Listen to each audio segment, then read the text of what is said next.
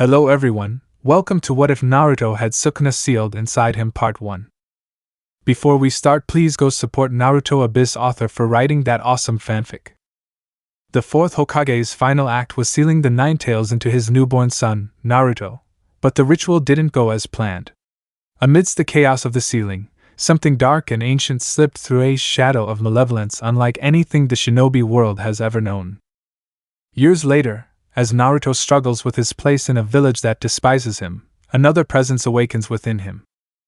Bound by destiny and burdened by power, Naruto's life takes a chilling turn as a new entity begins to stir, a king of curses from another world, reborn into the chaos of his mind. What lies ahead is a battle for control, survival, and the truth behind the darkness sealed within. Can Naruto rise above the shadows to uncover the secrets of his own soul? And shatter his fate? Or will he be subjected to a life of solitude and misery? The attack and the seeds of darkness. October 10th, the night of the attack. Deep underground, in a hidden chamber guarded by the finest ANBU of the Hidden Leaf, the air was thick with tension and chakra. Kushina Uzumaki lay on a specially reinforced table, her face and crimson hair slick with sweat as she fought to bring her child into the world. Beside her, Minato Namikaze, the Fourth Hokage, stood with his fists clenched, his sharp eyes darting between his wife and the steadily pulsing seal on her abdomen. "Arg! It hurts, you know!" Kushina screamed, her voice echoing off the cold stone walls. The pain of childbirth was excruciating, but it was amplified tenfold by the relentless thrashing of the Nine Tails within her, trying to break free. Minato's heart clenched as he watched her struggle. He had faced countless enemies, but seeing his wife in such pain made him feel helpless. "Is this really okay?" he asked, his gaze shifting nervously to Biwako Sarutobi, the wife of the third Hokage, who was overseeing the birth alongside her assistant, Taji. Biwako's calm demeanor belied the gravity of the situation. The third Hokage's wife, who was overseeing. "She's fine," Biwako replied sharply, not looking up as her hands moved with practiced precision. "Just keep your focus on the seal. The last thing we need is the Nine Tails escaping." "But she—" "Minato!" Biwako cut him off, her tone commanding. "You're the Fourth Hokage. Most men wouldn't survive a fraction of the pain she's enduring right now. Women are much stronger. So get a grip." Minato nodded, swallowing his worry. She was right. This wasn't the time to falter. His role was clear: to maintain the seal on the Nine Tails. Kushina let out another anguished CLRY, clutching the edges of the table. "The Nine Tails. It's fighting harder, trying to get out," she gasped, her crimson hair splayed out around her like a fiery halo. "Hang in there, Kushina!"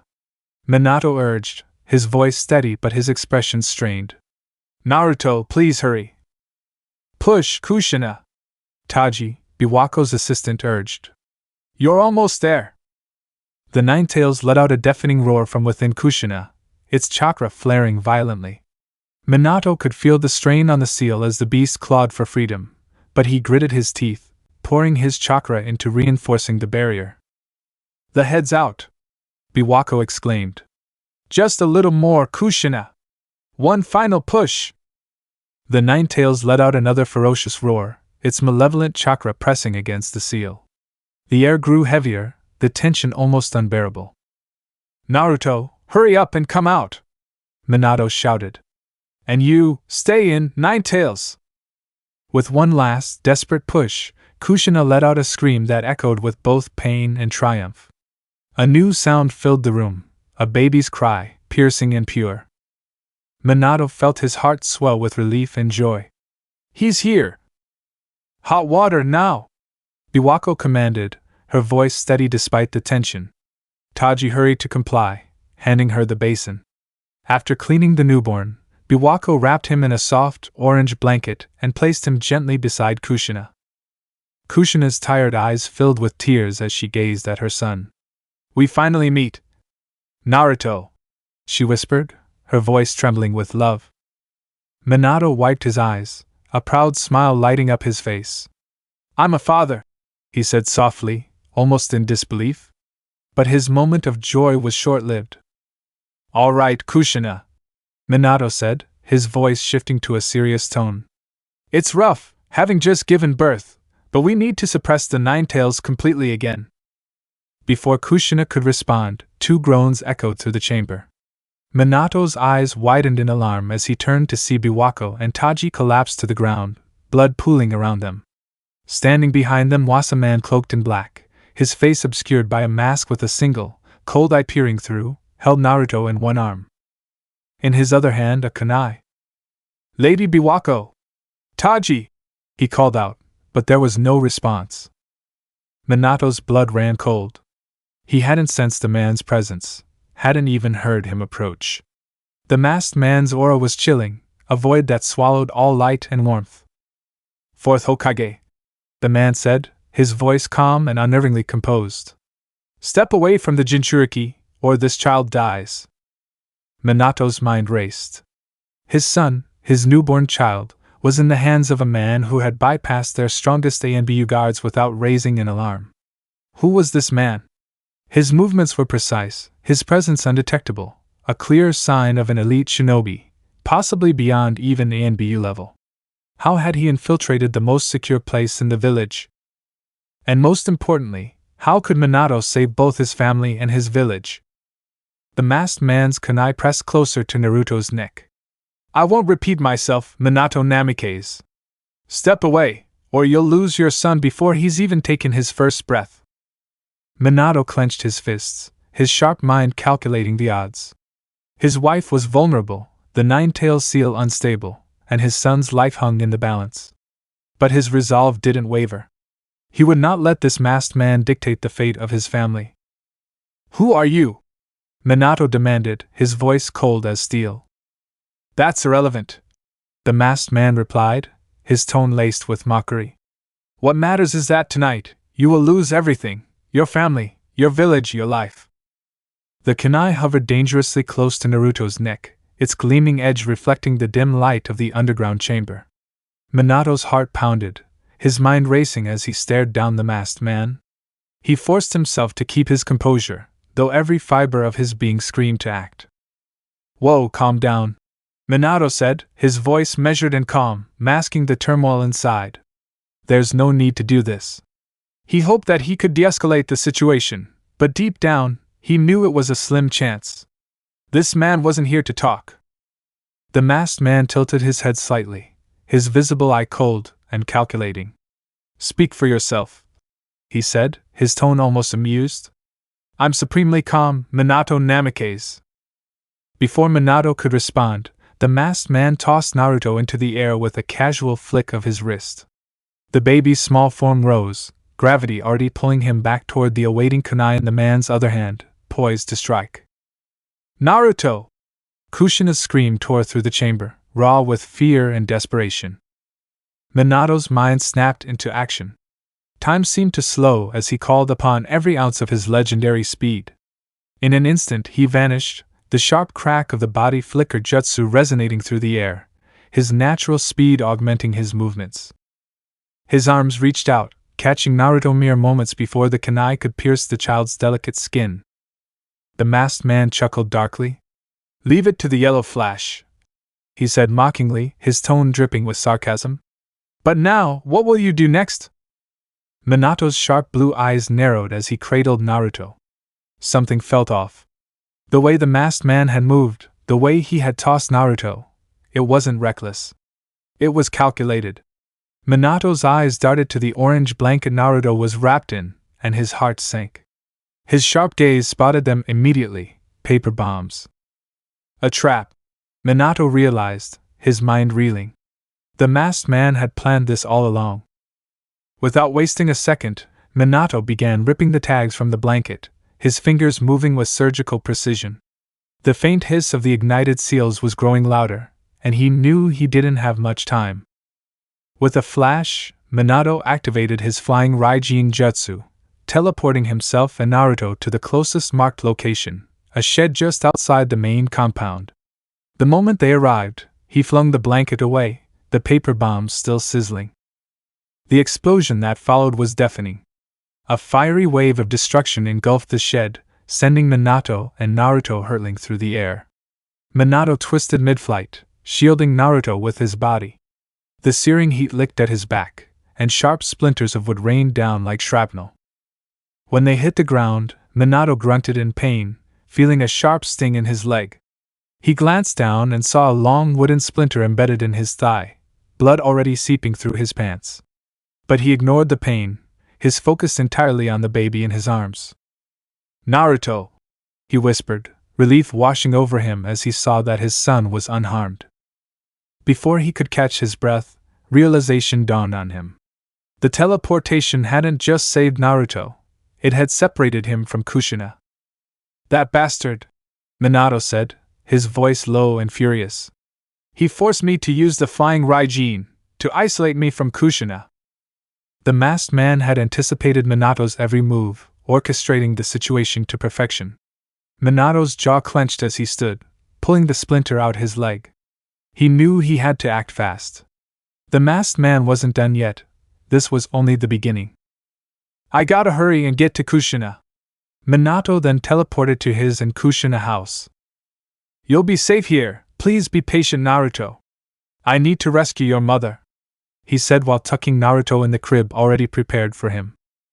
Meanwhile, with the masked man, he had Kushina bound by a ceiling. Kushina lay bound by the ceiling jutsu, her body trembling with exhaustion. She had just endured the unimaginable pain of childbirth while suppressing the Nine-Tails' relentless thrashing inside her. Now, drained and weakened, she could do nothing as the masked man's shadow loomed over her. Her crimson hair clung to her damp face as she glared up at him with tired but defiant eyes. What do you want?" she demanded, her voice strained, her breathing shallow.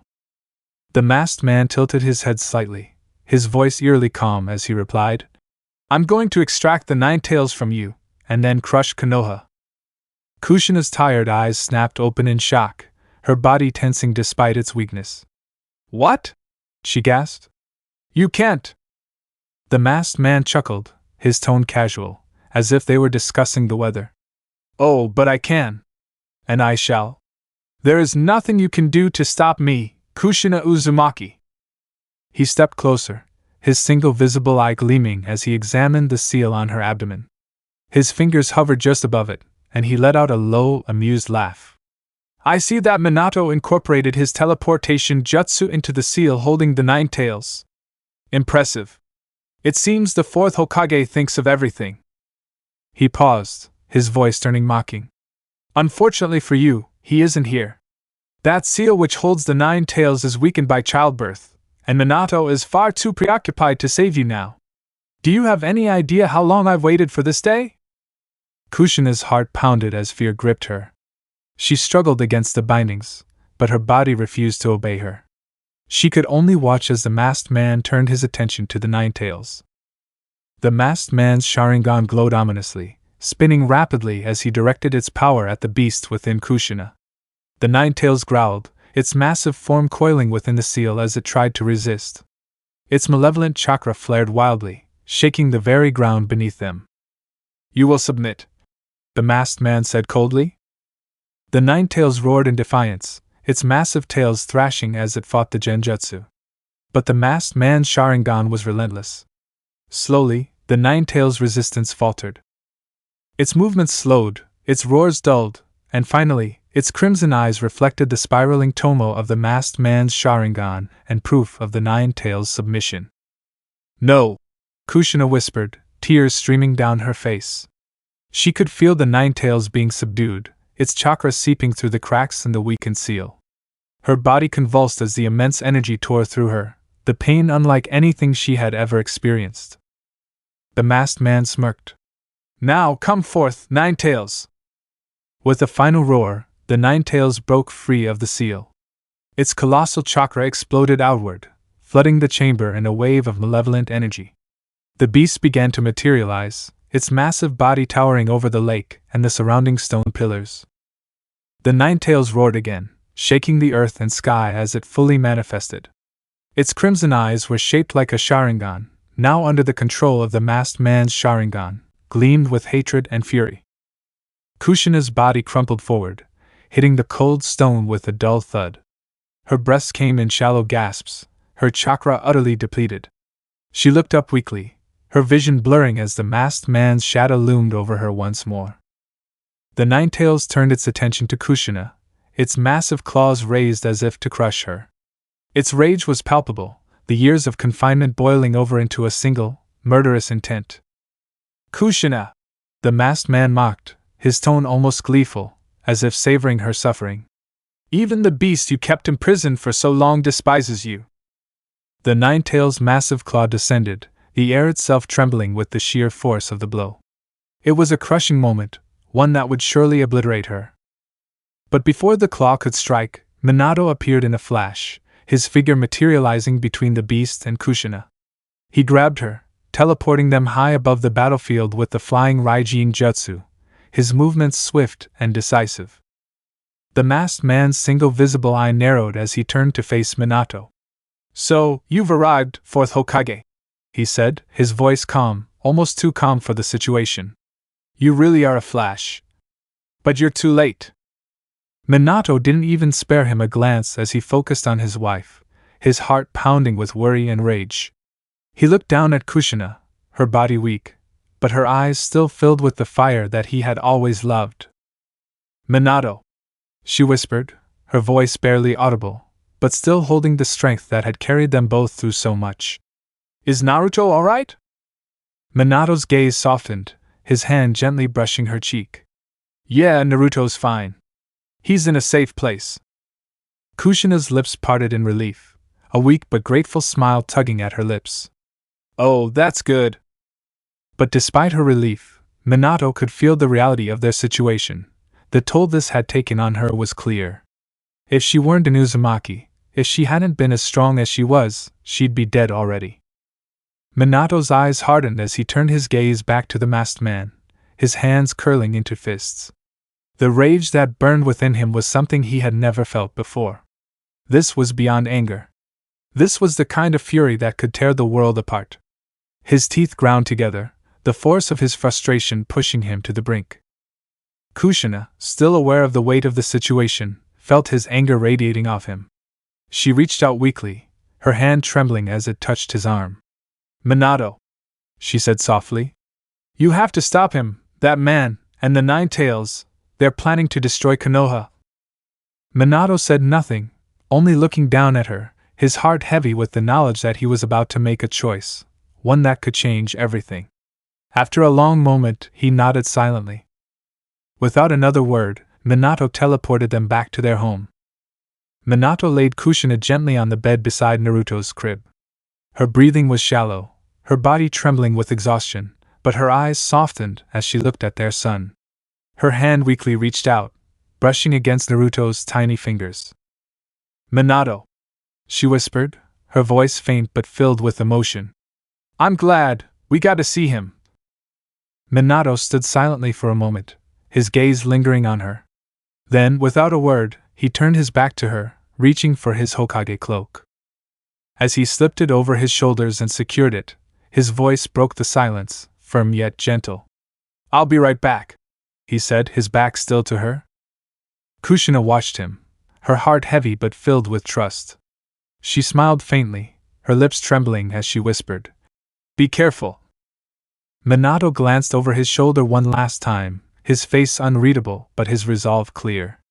Then, in a flash of yellow light, he was gone, leaving their home quiet and still, except for the soft breathing of Kushina and Naruto. The Ninetales rampage. The Ninetales roar reverberated through the village, shaking the very ground beneath it.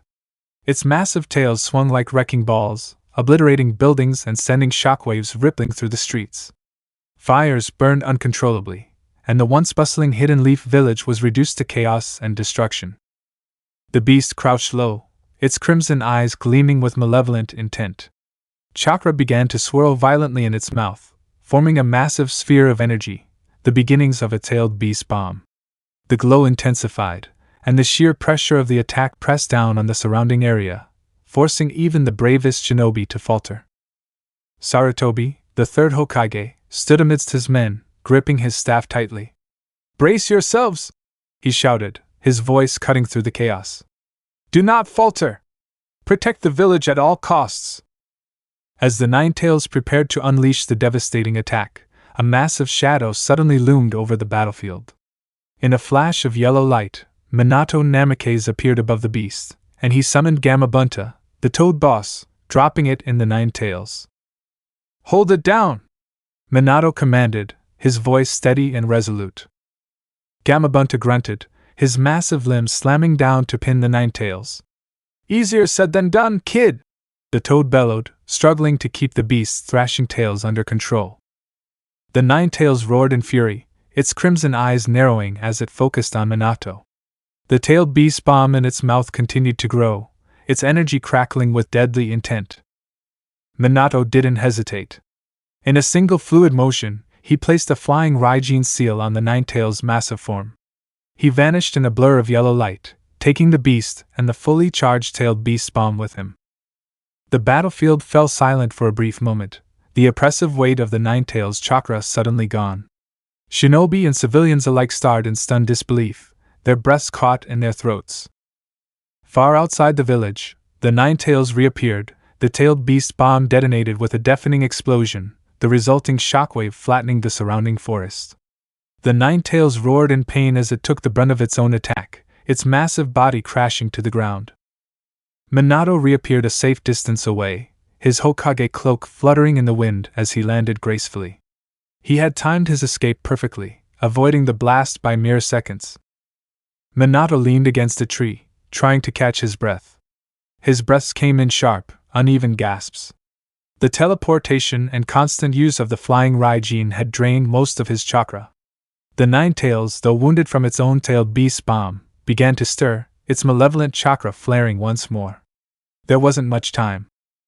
With a flash of yellow light, Minato reappeared inside the forest, cradling both Kushina and Naruto in his arms. Kushina, pale and trembling, looked up at him with weary eyes.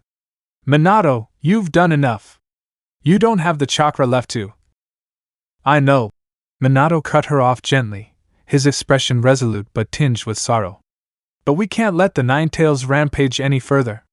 The village, Naruto's future, depends on us stopping it here." Kushina's eyes flickered toward Naruto, who lay nestled in her arms, his soft cries a painful reminder of the innocents caught in this cruel storm. She felt the weight of Minato's words, but the thought of condemning their son to a life as a Jinchuriki filled her heart with anguish. The Ninetales roared in the distance, its massive body thrashing as it began to rise. Minato's gaze hardened, and he turned back to Kushina. "You're the only one who can hold it now, Kushina. I need your chakra chains to restrain it and form a barrier." Kushina hesitated for a moment, then nodded weakly. Summoning the last reserves of her strength, she planted Naruto on the ground beside her, her hands forming seals. Brilliant golden chakra chains erupted from her body, snaking through the air with incredible speed. They wrapped tightly around the Ninetales, binding its limbs and tails before forming a glowing dome-like barrier around the beast. The Ninetales howled in rage, its crimson eyes blazing as it struggled against the restraints. But Kushina's chains held firm, the barrier shimmering with an ethereal light. Kushina slumped to her knees, her body trembling from the effort of maintaining the chains. Minato knelt beside her, gently placing a hand on her shoulder. She turned to him, her tired eyes filled with pain. "Minato," she whispered, her voice breaking. I don't want this. I know what it means to carry this burden. I don't want that for Naruto. I don't want him to grow up hated and feared, like I was." Minato's hand tightened slightly on her shoulder. He understood her pain more than anyone. "Kushina," he said softly, "I don't want this for him either. But if we don't do this, there won't be a future for him, or for anyone." Tears welled up in Kushina's eyes as she looked down at Naruto. He was so small, so fragile. The thought of placing such a heavy burden on him tore her apart. "Minato, he's just a baby." Minato reached out, brushing a strand of hair from her face. His eyes, usually so calm and reassuring, were heavy with sorrow. "He is," he admitted. "But he's our son. And if there's anyone who can bear this, it's him. We have to believe in him, Kushina. We have to trust that he'll grow stronger than either of us could ever imagine." Kushina's lips trembled, and she looked back at Naruto, her tears falling silently. "The world rides on this, doesn't it?" she asked, her voice barely audible. Minato nodded. "It does. But more than that, our son's future depends on it. We're not condemning him, Kushina. We're giving him a chance to save the world, to be the hero he was born to be. This is what Jiraiya-sensei was talking about it." For a moment, Kushina said nothing. Then, with a deep, shuddering breath, she nodded, her resolve hardening. She tightened her grip on the chains, fortifying the barrier as Minato began preparing for the sealing. The golden glow of her chakra chains burned brightly against the encroaching darkness, holding the raging Ninetales firmly in place. Minato closed his eyes briefly, steeling himself for what was to come. When he opened them again, they were filled with unshakable resolve. His hands moved swiftly, forming the hand seals needed to summon the Shinigami. The air grew cold, an unnatural chill that seemed to seep into the very bones of the earth. A ghostly wind swept through the clearing, and the spectral form of the Reaper materialized behind Minato. Its hollow eyes stared ahead, emotionless and eternal, its blade glinting faintly in the dim light. The Ninetales recoiled, its crimson eyes narrowing as it growled deeply. "You dare summon that thing!" It spat, its voice laced with both fury and unease. Minato ignored the beast, his focus entirely on the Shinigami. "Take half of the Ninetales chakra into me," he commanded, his voice steady and firm. The Reaper's hand extended toward Minato, its ghostly fingers piercing his chest without resistance. Pain shot through him, sharp and cold, but he remained still, unwavering. As the Reaper's other hand plunged into the Ninetales, something unexpected stirred within the beast's chakra. It was faint at first, a ripple, but it grew stronger, darker, coiling like a shadow within the Ninetales' immense power. The Ninetales' eyes flared crimson as it let out a deafening roar, its instincts sensing its impending doom. Its massive claws thrashed violently against the barrier, the chains groaning under the strain. Then, with a burst of raw hatred, one of its claws broke free, aiming directly at the infant, Naruto, who lay crying in a basket on the ground. Time seemed to freeze. Minato's body moved instantly, placing himself between the claw and his son. The Ninetales' massive claw pierced straight through his chest, and Kushina's as she threw herself forward to shield both Minato and Naruto. Blood sprayed into the air as the force of the attack drove both of them backward, but Minato managed to stay on his feet, his body trembling from the impact. Kushina gasped, her face contorted in pain, but she remained steady, her chains surging to restrain the beast once more. "Kushina, you didn't have to," Minato began, his voice weak. "I'm his mother," she interrupted, her voice trembling but firm. "I'll protect him, no matter what." Minato's expression tightened, his resolve hardening despite the searing pain coursing through him. He turned back to the Reaper, his focus unshaken. The spectral hand continued its work, ripping half of the Ninetales chakra from its massive form and dragging it toward Minato. The beast howled in fury, its body shrinking slightly as its power was siphoned away. Minato staggered, the immense chakra settling within him. His body shook under the strain, but he continued the sealing process. Blood dripped from his wounds, pooling on the ground as he looked toward Naruto, still crying in the basket. "Now the rest," Minato said, his voice barely audible. The Reaper moved again, its spectral hand plunging into the Ninetales once more, directing the remaining chakra into Naruto. But as the sealing neared completion, that dark presence, the shadow that had stirred within the beast's power, coiled silently into the seal alongside the Ninetales. It slipped through, unnoticed by all but the faintest flicker of Minato's senses. What was that?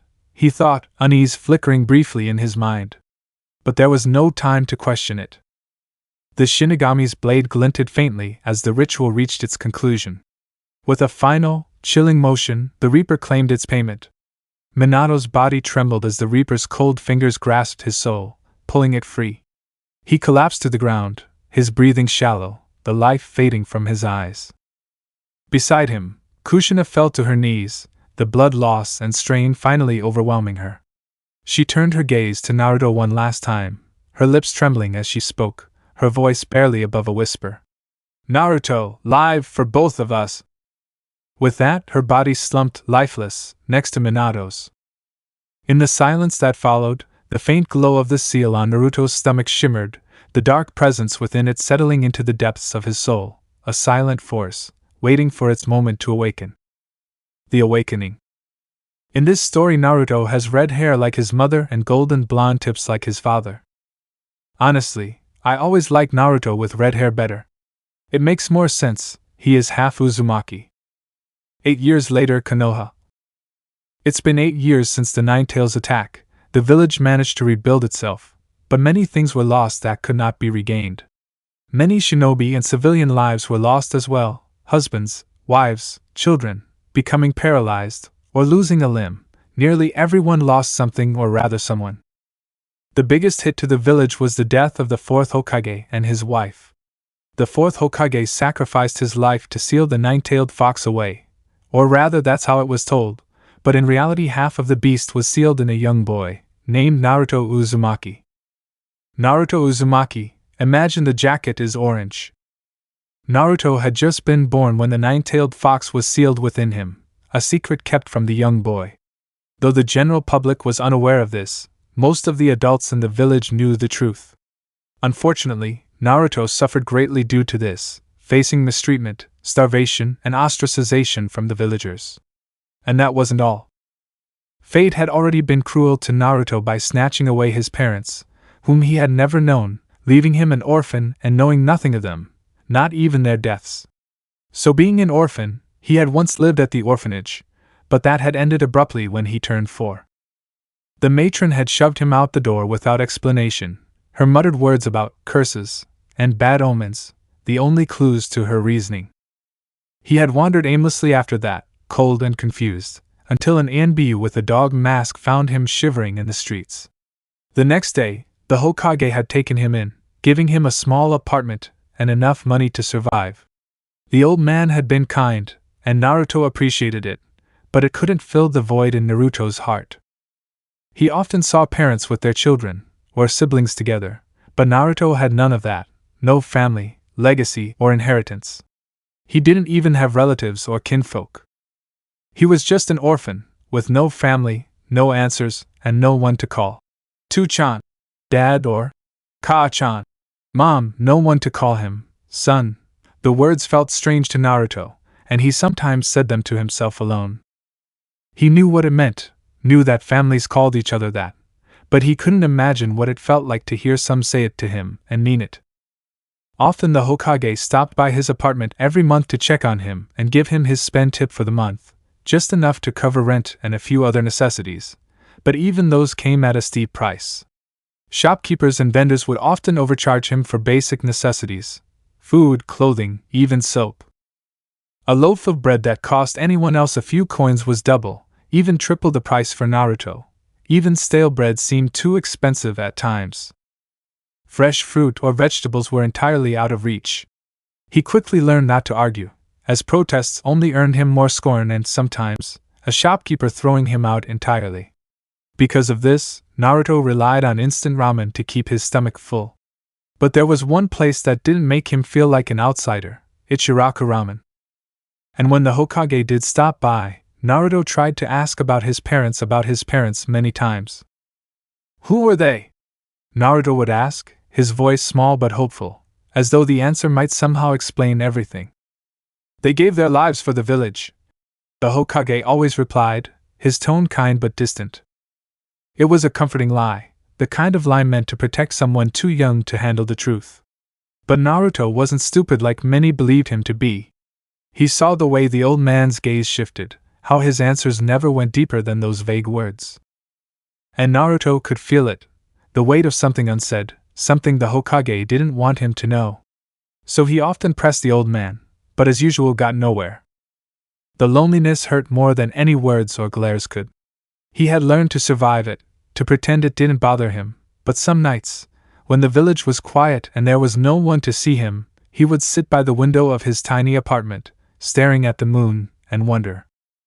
Because of this, Naruto often pulled pranks and did other things just to get attention, even if it made them upset.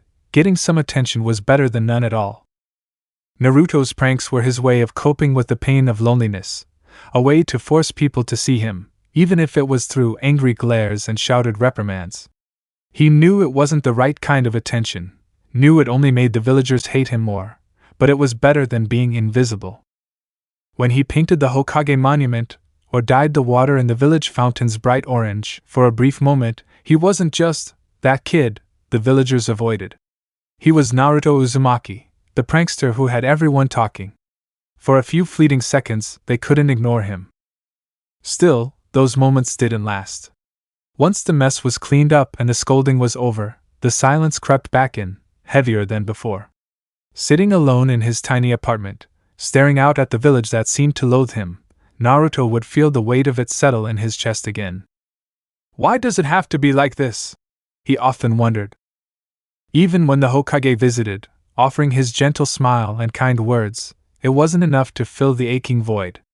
Naruto appreciated the old man's efforts, but it wasn't the same. It couldn't be. What he wanted wasn't the Hokage's pity or kindness, it was answers. It was a family. It was someone to look at him and call him son. But Naruto had learned to live without those things. He had no choice. So, he put on his biggest smile, laughed the loudest, and acted as if nothing could touch him. Because in a world that hated him, the only thing worse than being despised was being forgotten. Currently, Naruto was walking through the streets of the village with his hands tucked into his pockets. He had just finished a delicious bowl of ramen at Ichiraku's, the warm broth and noodles filling his stomach in a way that made the world feel a little less heavy, at least for a while. But as he walked, the familiar weight of the villagers' stares pressed down on him, heavy and suffocating like a shroud. He didn't need to meet their eyes to know what kind of looks they were giving him. He could feel them, sharp and unrelenting, boring into his back like daggers, each glance a silent condemnation. Hatred, disdain, disgust, expressions that had shadowed him since he was old enough to notice them. If looks could kill, he would have died 1,000 times over by now. Their gazes carried no warmth, only cold, unyielding judgment, as if his mere existence were some unforgivable crime. He despised it, the way they stripped away any shred of his humanity with every glare, reducing him to a single, damning label. A monster. A mistake. Still, Naruto forced himself to keep moving, his lips stretching into a grin that didn't quite reach his eyes. It was the same grin he'd practiced for years, a mask carefully crafted to shield the pain gnawing at his chest. He wore it like armor, hoping it would deflect the sharp edges of their words and the weight of their glares. But the villagers didn't seem to care. If anything, his defiance only seemed to provoke them further, as if his smile mocked them. Demon brat! Someone muttered, the words slicing through the air like the edge of a kunai. Misfit! Another spat, their voice laced with venom. Bastard! A man growled. I can't believe the Hokage still lets that thing live here, let alone walk around. An older villager sneered, their tone dripping with disgust. Yeah, if I was him I'd gotten rid of the thing a long time ago. Another villager agreed. Naruto's grin faltered for a fraction of a second, just long enough for the cracks to show, before he forced it back into place. He had heard these words for as long as he could remember, but their sting never dulled. Each word was a fresh wound, another reminder of his isolation. What had he done to deserve this? What could a small child have possibly done to make an entire village hate him so much? The adults glared at him with cold disdain, and the other kids avoided him at best, or, worse, joined in their parents' mocking cruelty. Whenever he had summoned the courage to ask why, the answers had always been the same, sharp, angry, and laced with bitterness. Sometimes, the words came with a shove or a kick for good measure. You know damn well what you did, you damn monster! If it wasn't for you, my wife and daughter would still be alive! You exist, that's what's wrong! Naruto had heard it all, over and over again, but the words never made sense. They only deepened his confusion. What could they possibly mean? He didn't understand how he could be responsible for their pain. He'd been just a baby when their hatred had begun. He didn't know who his parents were, didn't know if they'd done something so terrible that it had earned him this punishment by association. He didn't know why he had been left alone to bear the brunt of the village's scorn. All he knew was that no matter how much he smiled, no matter how many jokes he cracked or pranks he pulled, nothing ever changed. Their hatred remained, cold and unyielding, a wall he couldn't break through. He once asked the Hokage directly, his voice small but heavy with the weight of years of confusion and pain. It was late one evening after another day of whispered insults and cold glares, and the old man had come by to check on him as usual. Naruto had stared down at his hands, clenched into small fists on the table, before finally finding the courage to speak. "Old man," he said quietly, his voice trembling, "why do the villagers hate me? What did I do to them?" Hiruzen's hand paused mid-reach for his pipe, his expression tightening for a moment before he quickly masked it with a kind smile. He placed the pipe down, folding his hands neatly in front of him as he looked at the young boy. The weight of Naruto's question lingered in the air, pressing down on both of them. "People fear what they don't understand, Naruto," the Hokage said gently, his tone filled with an almost paternal sadness. "Sometimes that fear turns into anger, and that anger becomes hatred." "But I didn't do anything," Naruto blurted out, his voice rising with frustration. His fists pounded lightly against the table. "I don't understand. What don't they understand about me? I'm just me." Hiruzen's eyes softened, but there was a flicker of something else in his gaze, something guarded. He reached across the table and placed a hand on Naruto's, stilling his movements. "You must have faith," he said softly. "One day, the people of this village will see you for who you really are, Naruto. They will see your strength, your kindness, and they will respect you. You just have to be patient." Naruto looked up at him, searching the old man's face for answers he knew he wouldn't find. Faith, patience, respect. Those were nice ideas, but they felt so far away, like a dream that wasn't meant for him. "Do you really think that'll happen?" he asked, his voice barely above a whisper. Hiruzen smiled, his hand giving Naruto's hand a reassuring squeeze. "I do. You are destined for great things, Naruto. I believe in you." Naruto nodded slowly, forcing himself to smile in return. But as the Hokage excused himself and left for the night, the question still lingered in his mind, unanswered. If people feared what they didn't understand, then why didn't anyone try to understand him? Why did they look at him like he wasn't even human?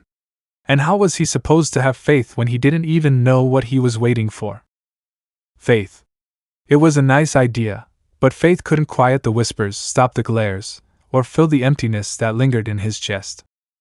It didn't change the fact that he had to hunt for his own food some nights or eat cheap instant ramen because it was all he could afford.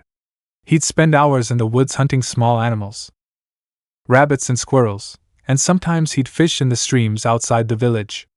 His catches were far from perfect, stringy meat, tough skins, and bony fish, but it was better than starving. Still, it was exhausting, and he often wished he didn't have to rely on the woods to keep himself fed. Most nights, all he had to eat was instant ramen, cheap and easy to make but hardly enough to keep him full. Still, ramen was better than nothing, and it was all he could afford. The stares and whispers followed him as he walked, but Naruto didn't stop. He wouldn't let them see how much it hurt. The grin stayed plastered to his face, and he kept his head high, even as his chest ached with the weight of their hatred. He had learned long ago that showing weakness only made things worse. So, he kept walking, ignoring the voices that tried to drag him down. Thankfully, there was one place in the entire village where Naruto didn't feel the weight of scorn: Ichiraku Ramen. Tuchi, the owner, and his daughter Ayam were the only people who treated him with genuine kindness. Tuchi never overcharged Naruto for a bowl of ramen, and their prices were already fair compared to the rest of the village. Sometimes, when Naruto looked especially thin or hadn't eaten in a while, Tuchi would give him a bowl for free. "You're growing, kid. You need to eat," Tuchi would say, ruffling Naruto's red and golden-tipped hair with a fatherly grin. Ayam would nod in agreement, sliding him an extra portion of pork or sneaking an egg into his bowl when her father wasn't looking. Ichiraku Ramen wasn't just food to Naruto. It was a rare sanctuary, a place where he could eat without fear of judgment or scorn. Tuchi had been the first person in the village to truly see him as Naruto Uzumaki, not that thing, or the demon brat. For Naruto, that small act of acknowledgement meant the world. It wasn't just about the ramen. It was about being treated like a human being, like he mattered to someone. For that, Naruto would always be grateful. Now, as he walked through the streets with his hands tucked into his pockets, the warm broth and noodles still lingering in his belly, he thought about how much worse things would be without Tucci and Ayam. The thought gave him a flicker of warmth, a fleeting moment of solace. But even that warmth couldn't shield him from the weight of the villagers' glares or the whispers that followed him everywhere he went. Naruto sighed softly, his grin faltering for just a moment before he forced it back into place. His steps slowed as a strange chill ran down his spine, a sudden, inexplicable feeling that made the hairs on the back of his neck stand on end. Meanwhile, deep inside of him, an unexpected presence had awakened. Inside the seal. Deep within the confines of the seal, an oppressive and malevolent presence stirred in the endless void. The nine-tailed fox lay coiled within its cage, its massive form illuminated faintly by the eerie glow of the seal's intricate design. The cage itself was colossal, large enough to keep the nine tails contained. The oppressive energy of the space was suffocating, pressing down on everything within it, a constant reminder of the beast's imprisonment. The fox's massive head rested on its front paws, its crimson eyes glowing faintly in the shadows. Its 9 long, fiery tails swayed behind it, each moving with a life of its own, brushing lazily against the bars with a soft, rhythmic hum. For years, the beast had remained dormant, conserving its energy, the oppressive seal keeping its immense power in check. Its slow, deliberate breaths filled the silence, occasionally broken by the faint scrape of claws against the floor. Yet even in its slumber, the beast's aura radiated a cold, predatory malice, a force that seemed ready to burst forth the moment the chains weakened. But today, something had changed. One of the fox's crimson eyes snapped wide open, the glow piercing the void like a blade.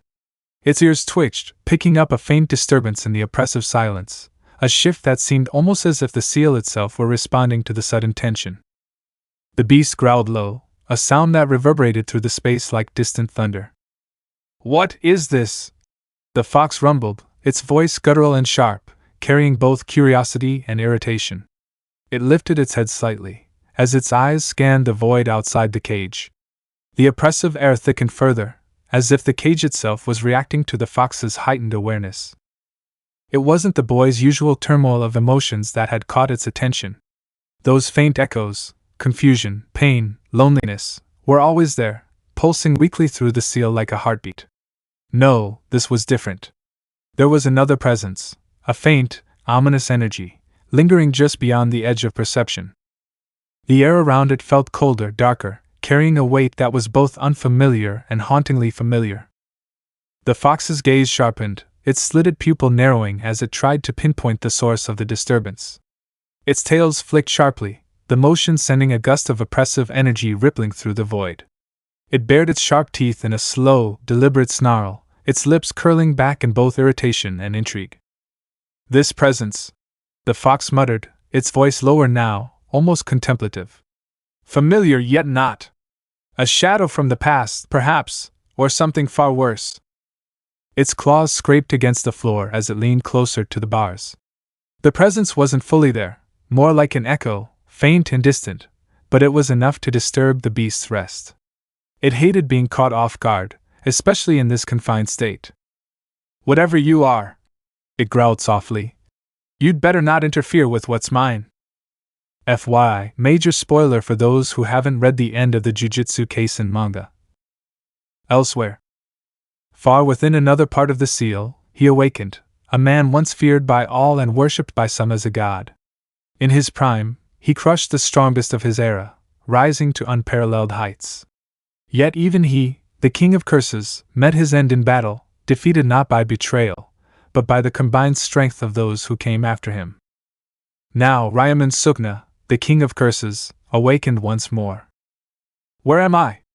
Sukuna muttered, his crimson eyes scanning his surroundings. The space around him stretched endlessly, dim and suffocating. Shallow water rippled beneath his feet, reflecting faint, warped patterns on the damp walls. Shadows clung to every surface, broken only by the occasional glimmer of distorted light. The air was heavy, stale, and devoid of life, pressing down like an unseen weight. "A sewer?" he said, his tone calm, almost dismissive. The last thing he remembered doing was walking alongside Eurom after his brief exchange with that brat Mahito after dying. The memory was fragmented but clear enough. The afterlife? Rebirth? He mused, his voice low as the words hung in the stagnant air. If so, perhaps this is a strange path thither. And where is Eurom? After standing there for a moment, Sukuna began walking. Standing idle wouldn't give him the answers he sought, and he wasn't one to indulge in pointless waiting. His footsteps echoed softly in the stillness, each splash of water rippling outward in the silence. The sewer-like environment felt unnaturally quiet, not just devoid of sound but of something far more fundamental. He noticed it quickly, stopping mid-stride as his eyes narrowed. The realization crept in like a slow chill. The air itself was dead, empty of the energy he had always known. There's no cursed energy here, he murmured, his voice quiet but deliberate. He extended his senses reflexively, searching his surroundings more. Then he checked himself, searching for the familiar immense power that had defined his existence for centuries. His gaze hardened as the truth became clear. Not just here, but in me. I don't even feel my own. There was none. No cursed energy flowed within him, not even the faintest trace. It was a void he hadn't experienced in lifetimes, a complete absence of the power that had made him feared as a god to some and a demon to others among men. Sukuna's expression didn't shift, but the faintest flicker of intrigue danced behind his eyes. "TCH," he muttered softly. "No cursed energy. No techniques. Which means I'm left with only my wits and physical strength," he said out loud, but more to himself as he analyzed his current situation. How amusing! Despite being stripped of his arsenal, Sukuna couldn't help but feel intrigued, excited even. He resumed walking, his pace deliberate as his mind worked through the possibilities. The silence seemed to press heavier with every step, but Sukuna remained unfazed. For all I know, this could very well be a death trap, he said aloud, his voice calm and measured. Though if it is, whoever said it clearly doesn't understand what they've invited. His smirk deepened slightly, though his gaze remained sharp. A pity. No matter, it's not like I haven't danced with death before, and having entered its domain once, well. The oppressive stillness of the corridor stretched on, the faint sound of water dripping in the distance, the only break in the silence. Yet Sukuna moved without hesitation. His crimson eyes darted across the shadows, cataloging every detail with precision. As he moved deeper into this strange space, he began to notice the details that only served to reinforce how unnatural it all felt. The walls, if they could even be called that, were an oppressive, sickly shade of yellow. The color seemed to radiate faintly, casting an eerie glow that illuminated the corridor just enough to reveal its twists and turns. The yellow wasn't bright or warm, it was dull, almost sickening, as if the place itself had been stained by something long ago. Sukuna's eyes traced the uneven texture of the walls, noting the streaks and patches of darker shades running along them like veins. Even the walls are yellow, he muttered, glancing around. But it's not piss, or this whole place would stink of it. The air remained thick and heavy, carrying none of the stench one might expect from such an environment. It was oddly clean, sterile even, which only made the setting more unsettling. The corridor twisted sharply ahead, forcing Sukuna to turn. Each bend in the path looked nearly identical to the last, the same yellow hue stretching endlessly in both directions. Yet he pressed forward, his eyes scanned over every surface, noting the faint lines and grooves etched into the walls. The pattern seemed random at first glance, but Sukuna's sharp gaze caught the faintest suggestion of structure beneath the chaos, subtle curves and angles that didn't belong in a mere sewer. This place, he murmured, his voice low, wasn't built for something as mundane as waste.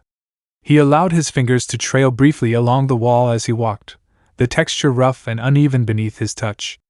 No, there's more to this.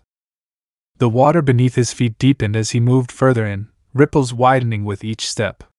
The air grew heavier, the silence pressing down on him, broken only by the soft splashes of his steps and the faint drip echoing in the distance. Each twist and turn of the corridor looked the same, endlessly monotonous, but Sukuna continued without pause. His pace was steady, deliberate. He wasn't lost. He was simply learning the layout of the space. "There's something deeper here," he said, his voice low, barely louder than his steps. The faint glow of the yellow walls reflected in the water, casting distorted patterns that twisted as the path curved again. "This place isn't natural, nor is it simple. Whoever designed it wasn't being subtle." He rounded another corner, and his steps halted abruptly. In front of him stood a massive cage, its bars stretching high into the shadowed ceiling, faintly illuminated by the eerie glow of the walls. A tag hung at the center of the cage, its bold characters stark against the dim light. "Seal." "A cage?" Sukuna murmured, his eyes narrowing as he stepped closer. His gaze swept over the structure, every inch of it radiating an oppressive energy. "Interesting. I wonder what's in there, or perhaps who?" He moved carefully, deliberate in his approach as his senses sharpened. But as he drew closer, he suddenly stopped. His body refused to move. The energy from the cage hit him hard, slamming into him with a force that froze him in place. "Here's the spell-checked and slightly refined version of your text for clarity and consistency." "What is this?" The oppressive energy radiating from the cage wasn't just strong, it was suffocating, filled with raw malevolence and hatred that seemed to dig into Sukuna's very core. He tried to push forward, to will his body to move, but it was no use. His legs refused to obey, his muscles frozen as though bound by invisible chains. "Fear?" The word echoed in his mind, sharp and unfamiliar. His crimson eyes stayed locked on the towering bars of the cage, his instincts screaming at him to retreat. "Is that what this is?" The realization felt alien, unwelcome. He hadn't felt anything remotely like this since his battle with Satoru Gojo. "I feel like I'll die if I take another step, or even breathe wrong." The sheer intensity of the presence pressed down on him, suffocating and unrelenting. Sukuna's breath came slow and shallow, his mind working furiously to piece together what he was feeling.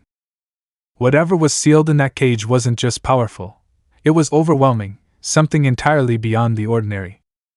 Then movement. From the darkness within the cage, a crimson eye snapped open, its glow piercing through the shadows like a dagger. Sukuna's breath hitched, his body stiffening further as the weight of the energy grew heavier. The eye shifted, locking onto him with a cold, predatory focus. Slowly, the massive figure inside the cage began to stir. Chains rattled faintly as it moved, the oppressive energy ebbing and flowing like waves crashing against the walls of the corridor. The beast inside straightened slightly, its hulking form partially illuminated by the faint yellow glow of the surroundings. The creature stepped forward, its claws clicking against the ground with deliberate menace. As it drew closer to the bars, Sukuna could finally see it clearly, a massive fox, its fur blazing like fire, and its 9 tails swaying ominously behind it. Each step exuded power, raw and ancient, and Sukuna felt his instincts scream louder than ever. "What is that thing?" he thought, his mind racing. He had fought legends, crushed countless foes beneath his feet, dominated the Heian era, tamed Maharaga, and defeated Satoru Gojo, the strongest Six Eyes user to date, yet this presence was unlike anything he had ever encountered.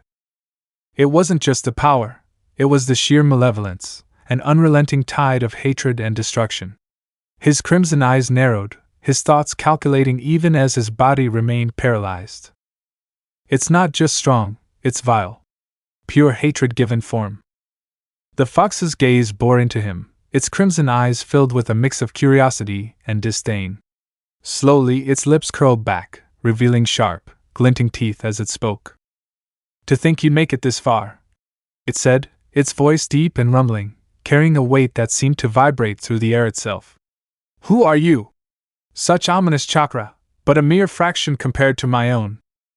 Sukuna's body tensed further as the words echoed through the corridor. He tried to push back against the oppressive force, but his body refused to respond. His mind churned, weighing his options, searching for a way to regain control.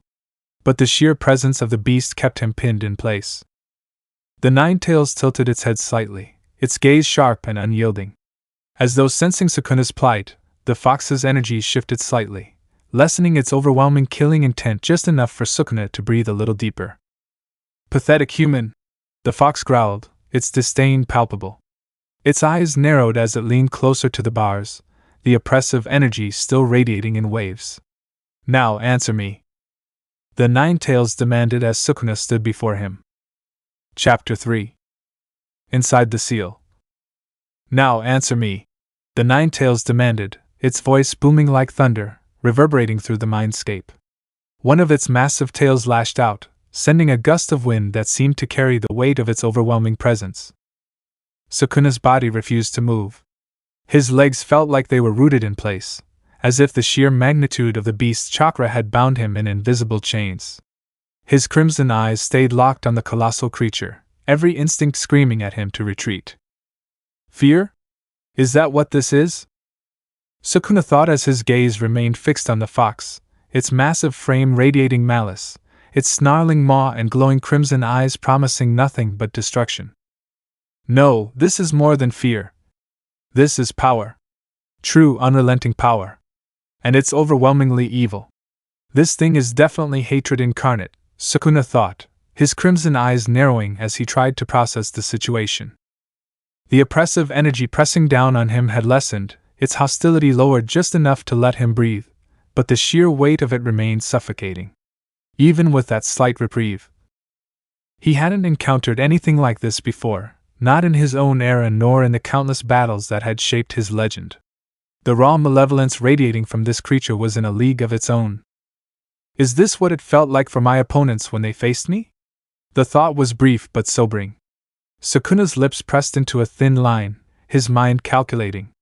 "Either way, until I know exactly what this thing is capable of, I'd better keep my distance and play this carefully.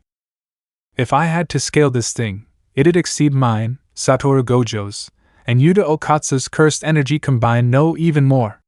And it's not even using its full strength, I would guess." Sukuna knew better than to make the first move, not without understanding the full scope of the power before him. For now, observation and patience were his only weapons. "How long are you going to just stand there?"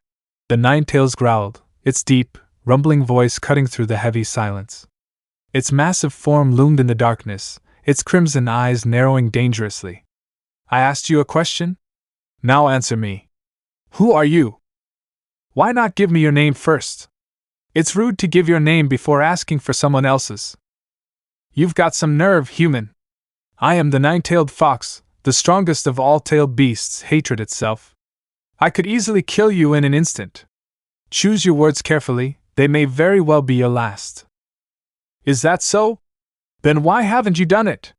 Why am I still here, fox? Perhaps it's because that cage is holding you back." He hit it right on the mark. The Nine-Tails growl deepened, reverberating through the mindscape like distant thunder.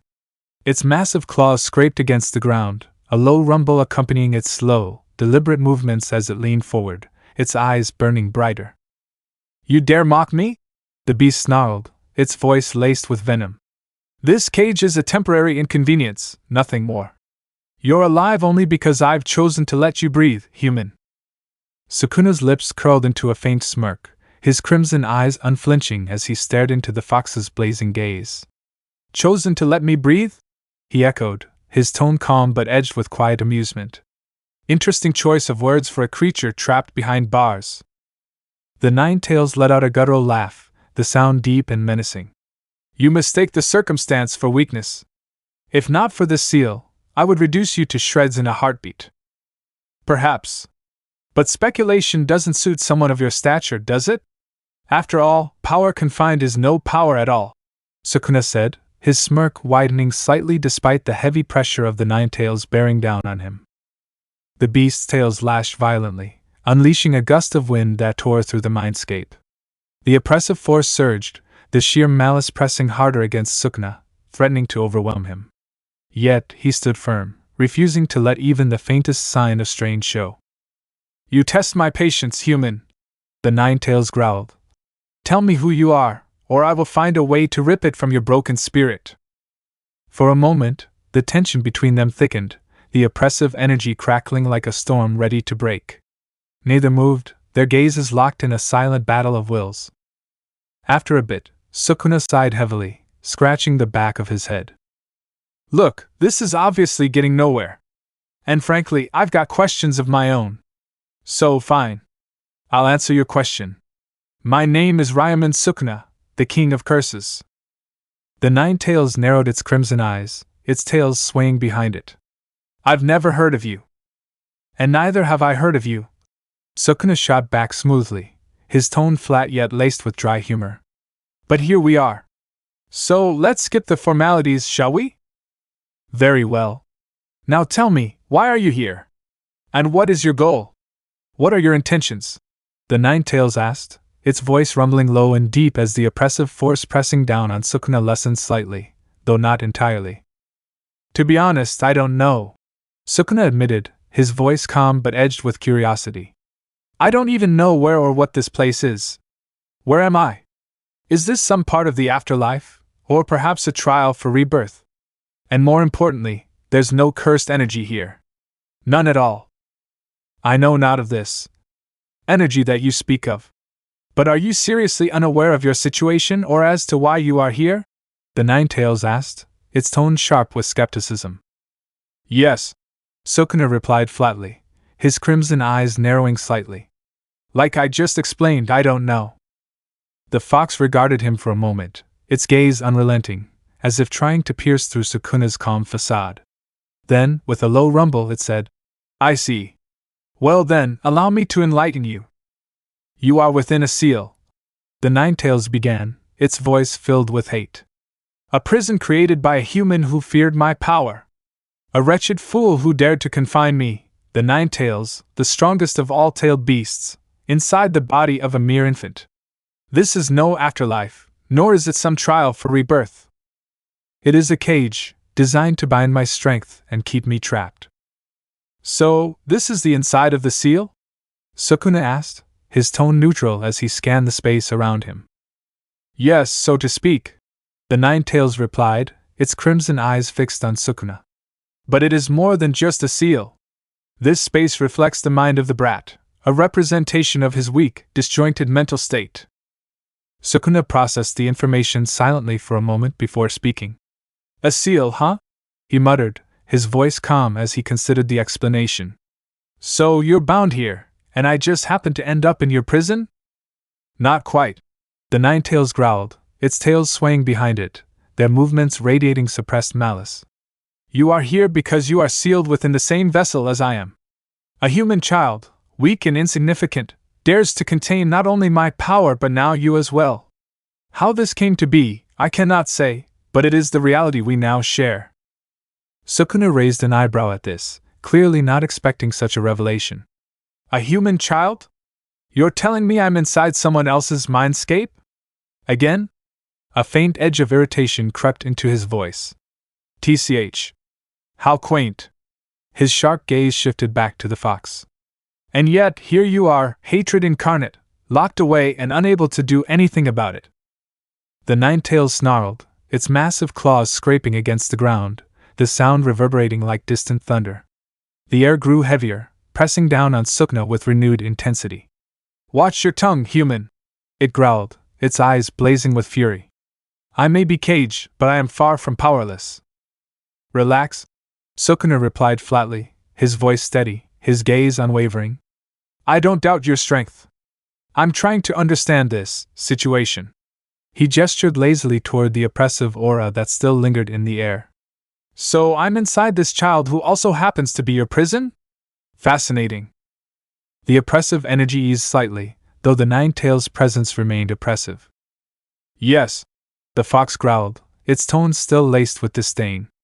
But you are as much a mystery to me as you are to yourself. I sense your presence within the vessel, something foreign, powerful, and yet strangely familiar. And I cannot place why. Sukuna's crimson eyes narrowed slightly, though his expression remained unreadable. So I don't belong here any more than you do, he said finally. That makes two of us. He paused, his tone growing sharper. Well, this just got interesting. The Nine-Tails' eyes narrowed further, watching Sukuna closely. Call it what you will. But do not mistake this for equality. This is my domain. My cage. You may be a guest here, but do not forget who holds the greater power. We'll see about that, Sukuna replied coolly. But it seems we're both stuck here for now. He paused again, his gaze turning back to the cage. So tell me, what exactly do you want from me? The Ninetales growled softly, the sound rolling through the mindscape like thunder. What I want is irrelevant, it said, its voice low and deliberate. What matters is why you are here, and what you intend to do now that you know. Sukuna tilted his head slightly, his expression sharpening as his crimson eyes gleamed with intrigue. Well, isn't that the question of the hour? He replied smoothly. And one I'll answer in due time. But first, he gestured toward the cage, his gaze unwavering. I want to know more about this seal, and the boy who keeps us both confined. The boy who dares to keep us both imprisoned, his name is Naruto Uzumaki. A foolish, insignificant brat. He is nothing more than a vessel, chosen by circumstance rather than worth. Naruto Uzumaki, Sukuna repeated, the name rolling off his tongue testing it. And what makes this child so special that he could hold you, let alone both of us? The fox snarled, its tails lashing violently behind it, the motion sending a gust of oppressive energy rippling through the space. Special? He is far from it. A failure. A weakling. Barely worth the effort it takes to acknowledge him. The humans chose him because he was expendable, because no one would care if he broke under the strain. And yet, Sukuna said, he hasn't. If he were as fragile as you claim, you wouldn't be here caged but alive. So tell me, what's keeping him from shattering? The fox's growl deepened, its crimson eyes narrowing dangerously. Foolishness. Blind determination. A refusal to bend, even when crushed. He is stubborn, nothing more. A trait as irritating as it is baffling. It paused, its growl deepening further. Were it not for this damned seal, I would have torn free long ago. Ah, so you admit it. The seal is what holds you back. Without it, you'd already be free. Yet here you are, trapped while I'm out here, walking freely. And since I'm not in the cage with you, Sukuna paused. You can't lay a finger, my bad, a claw, on me. The Ninetales snarled again, louder this time, its massive form bristling with suppressed fury. Its claws scraped against the ground, the sound reverberating through the mindscape like thunder. Do not get comfortable, human, it growled, its voice dripping with malice. The cage may hold me back, but do not think it makes me powerless. I have other ways to deal with parasites like you. Sukuna remained unfazed. Other ways? He repeated. Now that sounds interesting. Do tell, fox, how exactly do you intend to touch me without your precious claws? The Ninetales' tails swayed behind it, each motion deliberate and calculated. You underestimate what it means to be hatred incarnate, it said darkly. The boy's mind is my playground, and my reach is far greater than you imagine. Cross me, and you will find that out the hard way. Sukuna chuckled softly, shaking his head. Ah, I see. Threats. Typical. His crimson eyes glinted dangerously as he locked his gaze onto the beast. But I'll bite. You stay in your cage, and I'll do what I want. Deal? The Ninetales didn't reply immediately, its blazing eyes narrowing further as it watched Sukuna closely. The oppressive tension between them thickened, the silence brimming with unspoken malice. Finally it spoke, its voice low and deliberate. Do as you wish, for now, human. But do not forget, this is my domain. And one misstep will be your last. Meanwhile, with Naruto sat in his small, rundown apartment, the only place he could call home. The dim light flickered above him, barely illuminating the peeling walls and cracked floor. He tried to focus on the last bite of bread he had left, but a sudden wave of dizziness hit him, making his vision blur, and the room began to tilt and spin. Grimacing, he forced himself to stand, gripping the edge of the rickety table to steady himself. What the heck? He muttered, as he stumbled toward the kitchen. Maybe I just need some water. He poured a glass from the faucet, gulping it down quickly, but the dizziness didn't subside. If anything, it worsened. His vision became worse, and he clutched the counter for support. Why do I feel like this? His breathing began to slow, becoming heavier, and he felt legs grow weak. Ugh, why isn't this working? He grumbled, leaning heavily against the counter. Desperate for something else, he grabbed the milk cartons sitting on the counter, too preoccupied to check the date. He poured himself a glass, drinking deeply in hopes of relief. The sour taste hit him like a slap to the face. Naruto gagged, spitting out what he could as he stared at the glass in disbelief. Great! Expired milk? Seriously? He groaned, wiping his mouth with the back of his hand. Could this day get any worse?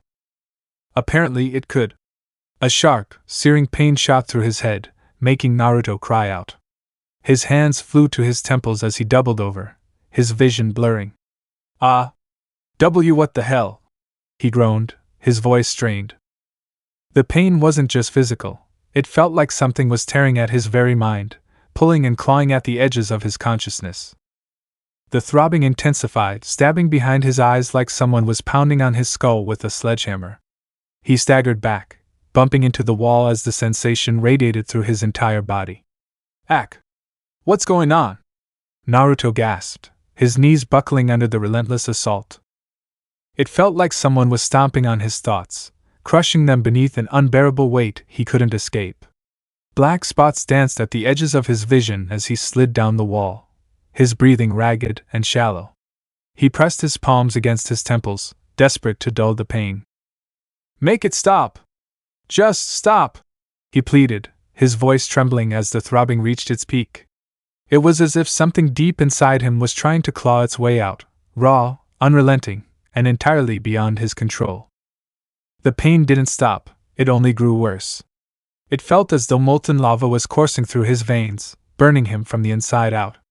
His hands clawed at his scalp, nails digging into his skin as if that might ease the unbearable agony, but it was useless. The fire in his head spread, reaching his chest, his limbs, every corner of his body until it felt like he was being consumed by it. His breathing turned shallow and erratic as his heart thundered in his chest, loud and deafening in his ears. Stop! Just stop! He screamed, his voice breaking as he stumbled forward, slamming into the counter before collapsing to his knees. His head hit the floor, cold against his fevered skin, but it offered no relief. The pain was more than just physical, it was something deeper, clawing at him from the inside, like invisible hands were tearing at his very core. It felt like his mind was splitting apart, pulled in every direction by an unseen force that refused to let up. The pressure in his chest grew unbearable, and his body shook violently, unable to fight the storm raging within him. What is this? He rasped, his voice barely audible as his fingers curled into the floor. Tears pricked at the corners of his eyes, but he didn't care. His body convulsed, every nerve screaming in protest as he arched against the unrelenting pain. Why is this happening to me? Another sharp wave of pain slammed into him, forcing a guttural scream from his throat. His body jerked violently, his head snapping back as his vision blurred. It felt like something inside him had snapped, like a dam breaking under the crushing force of a flood. He couldn't move, couldn't breathe, couldn't think. The pain consumed everything. And then, just as suddenly as it began, the pain stopped. Naruto collapsed against the floor, his chest heaving as the silence pressed down on him. The room was spinning, fading in and out of focus as his limbs refused to obey him. His eyes slowly closed shut, his body too weak to fight the overwhelming darkness that crept in. He felt himself falling, weightless, cold, and utterly powerless, before his mind finally slipped into unconsciousness. The Hokage office. Hiruzen Sarutobi, the third Hokage, sat at his desk battling his greatest enemy, the bane of all Kage, paperwork. It always found a way to pile up, and no matter how much he chipped away at it, it returned with a vengeance. There were times when he considered tossing it all out the window or just setting it ablaze. He had the jutsu for it, after all. But no, that would only make things worse. Reality had a way of biting back. Sighing, he took a long puff of his pipe, the scent of tobacco swirling around him as he stared at the stacks of documents on his desk. Paperwork was bad enough on its own, but with the village still recovering from the Nine-Tails attack 8 years ago, it had become unbearable. Konoha was still limping back to full strength, and rebuilding wasn't cheap, financially or emotionally. His desk was buried under towering stacks of papers, each one demanding his attention.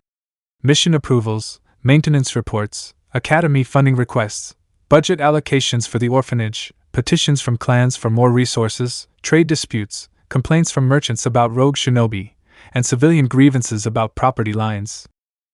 And those were just the urgent ones. Half of this should have been the council's responsibility, but they always found ways to shove the real work onto him. Hokage should lead by example, they'd say. Hiruzen had stopped believing that excuse years ago. He leaned back in his chair, massaging his temples as the beginnings of a headache crept in. It wasn't just village matters he had to handle. There were border disputes with other nations, requests for alliances, veiled threats from other kage, and endless correspondence with the daimyo's office, which seemed to take delight in reminding him how much funding Konoha received from the Fire Country. And if that wasn't enough, there were nobles demanding shinobi for private assignments and merchants whining about taxes. Then, of course, there were the complaints about Naruto Uzumaki. Those came in like clockwork, dressed up as concerns for the village's safety. Hiruzen wasn't fooled. They weren't concerned about the village, they just wanted the boy gone. It always left a bitter taste in his mouth, but he dealt with it. He had to. A child who carries the burden of their survival, Hiruzen thought grimly, taking another puff of his pipe. They hate him because they fear him. They fear him because they're too blind to see the truth. He sighed again, setting his pipe down as he scanned the stacks. Kami, Minato, what a mess you left me, he muttered, a mix of fondness and frustration creeping into his voice. If Minato were here, Hiruzen had no doubt he'd have found a way to handle the paperwork and still keep his ever-present smile and have time for other things. Thinking of his now-dead successor brought a deep sadness to Hiruzen's heart. Minato had been a good man, kind, selfless, and fiercely loyal to the village. He loved Konoha and his wife, Kushina, with all his being. Yet both their lives had been stripped away from them far too soon, at the young age of just 24. They left behind their only child, Naruto, alone in the world, never knowing the love of a father or mother. Minato and Kushina had entrusted Naruto to Hiruzen's care. Minato thought the village would honor their son as a hero for bearing the burden of the Nine Tails. But reality, as it so often was, proved to be cruel. Instead of gratitude, Naruto faced hatred, scorn, and isolation from the very people his parents had sacrificed everything to protect. It was a real slap in the face, as if fate itself had conspired against Naruto's happiness. The boy had already been robbed of so much: his parents, his family, and any sense of a normal life or childhood. As Hiruzen sat there, his thoughts were interrupted when the phone rang. He picked up the phone, adjusting his pipe as he spoke. "This is Hiruzen." The voice on the other end was blunt and irritated. "Yeah, this is Naruto's landlord." "What's this about?" Hiruzen asked. "Look, I don't care what that brat gets up to, but the other tenants are complaining," the landlord said, not even attempting to hide his annoyance. "They're saying they've been hearing crying, loud crying, coming from his apartment. Like the kid's in pain or something." Hiruzen straightened in his chair, his tone immediately sharper. "Crying? In pain? How long has this been going on?" "Don't know.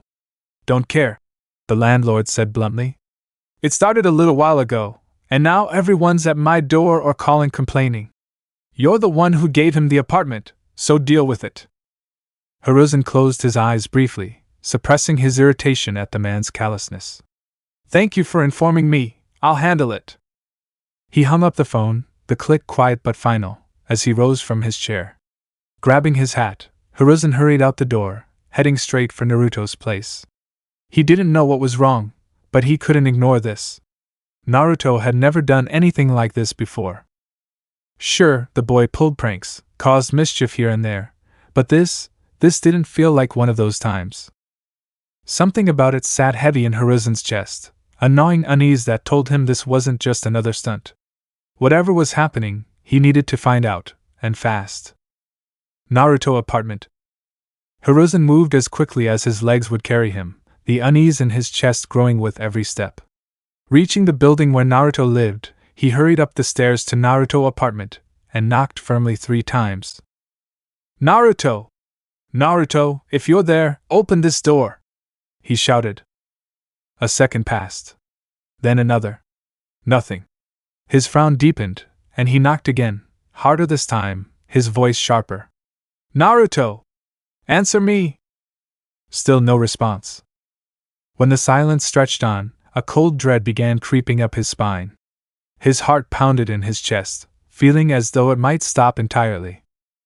Without another second of hesitation, Hiruzen pushed forward, with the vigor of a man half his age forcing the door open. The lock gave way under the strength of his urgency. His breathing stopped at the sight before him. Naruto was sprawled on the floor, motionless, blood pooling on the worn wooden floorboards beneath him. Hiruzen's stomach twisted as he hurried inside, kneeling beside the boy. Naruto! He shouted, as he placed 2 fingers on the boy's neck, feeling for a pulse. It was there, weak but steady. Relief washed over him, but it was short-lived. Something was very wrong. He placed a hand on Naruto's forehead, feeling for a fever or any sign of illness, and his eyes widened. The boy's skin was burning hot, radiating an unnatural heat. Hiruzen's stomach twisted as he tried to make sense of it. The weak pulse he had already checked was still there, but this heat, it wasn't normal. It felt wrong, unnatural in every sense of the word. Come on, Naruto! He muttered, shaking the boy's shoulder lightly. Wake up. Still nothing. Naruto's shallow breathing and pale complexion only worsened the unease clawing at Hiruzen. The metallic tang of blood filled the air, mixing with the faint sour scent of spoiled milk lingering on the counter. Hiruzen's sharp eyes caught sight of the glass on the sink, but it didn't account for the blood or the strange ripple of chakra he could now feel emanating faintly from the boy. His gaze shifted to Naruto's stomach as a thought struck him. Without hesitation, he brushed the hem of the boy's shirt aside, exposing the intricate swirl of the seal that bound the 9 tails. It glowed faintly in the dim light, and Hiruzen's frown deepened. The seal looked intact, but there it was again. A faint ripple of chakra. Subtle, yet unmistakable. Something was off. Is the 9 tails stirring? He muttered to himself, his tone heavy with dread. He couldn't be sure, but the possibility sent a chill down his spine. If something was interfering with the seal, or worse, trying to break it, it could spell disaster for both Naruto and the village. This isn't bad, Hiruzen said under his breath, standing up quickly, and he turned to the door. Umbu! I need assistance immediately! 2 masked figures appeared at the doorway within seconds, their stances alert. Hokage-sama, one of them said, stepping forward. What are your orders? Have a medical team ready for us at the hospital, Hiruzen instructed. The ANBU nodded and vanished without a word. Hiruzen knelt once more, carefully lifting Naruto into his arms. The boy was far too light, another painful reminder of the hardships he endured. As he held Naruto close, the faint pulse of the seal seemed to press against his chest, a subtle reminder of the dangerous power contained within the boy. Stay with me, Naruto, Hiruzen said quietly, his voice strained. You're more important than you know, we can't lose you. Without another moment's hesitation, he carried the boy out of the apartment. His mind churned with possibilities as he moved swiftly through the streets toward the hospital. Whatever this was, whether the 9 tails or something else, he would get to the bottom of it.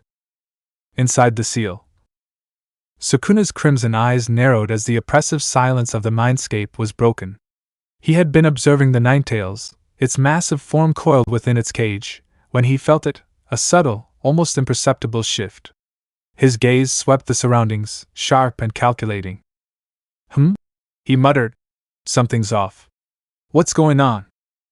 The 9 tails stirred, its massive form shifting within the cage. Its crimson eyes burned brighter, and its tails lashed out, radiating raw energy that made the air feel heavier. As its gaze locked onto Sukuna. It seems, the 9 tails began, its voice rumbling through the mindscape, that our presence here is having unintended consequences. Sukuna turned his gaze back to the 9 tails. TCH. What are you getting at, Fox? Explain. My hatred has been unleashed in greater measure than usual, and your presence here has placed undue strain on the boy's mind. The boy's mind was already fragile, but now, with the strain of all this, it paused, its tone darkening. His condition has become unstable, but not fatal. He won't die, but this instability, it will linger. For how long, even I cannot say. Sukuna crossed his arms, his expression unreadable. So you're saying this is out of our hands? That there's nothing either of us can do? It would seem so, the Nine Tails replied.